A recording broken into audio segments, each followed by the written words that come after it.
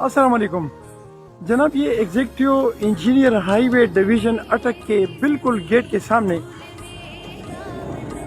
ये एक घर है जिसकी नाली से पानी निकल रहा है।